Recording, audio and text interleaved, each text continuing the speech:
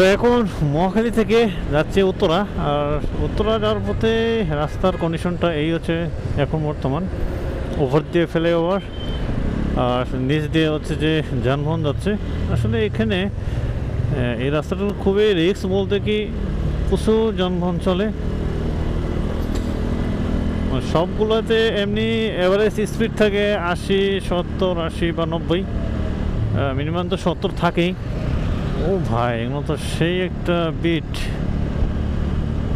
এখানের বাতিগুলো কিন্তু অনেক সুন্দর লাগে, মানে যেহেতু রাত্রে সমস্ত জায়গায় বাতি থাকা খুবই জরুরি, ইম্পর্টেন্ট।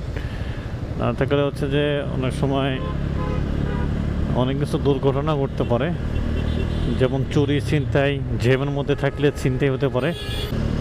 অনেক সময় আছে যে জ্যামের মধ্যে থাকলে হচ্ছে যে অনেক সময় ছিনতাই হয়।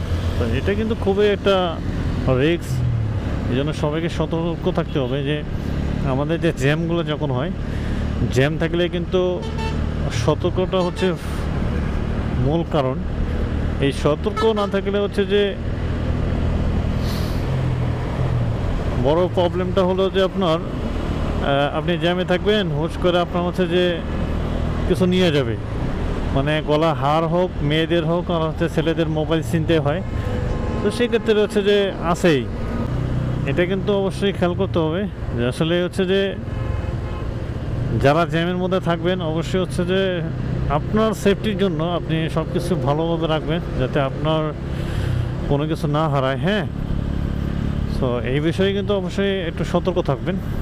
হচ্ছে যে আমাদের দেশে কিন্তু ঢাকা শহরে ছিনতাই, রাজধানী হয়, এটা কিন্তু কন্টিনিউ হচ্ছে। হ্যাঁ, সো এই বিষয়ে কিন্তু অবশ্যই একটু খেয়াল থাকবেন সবাই।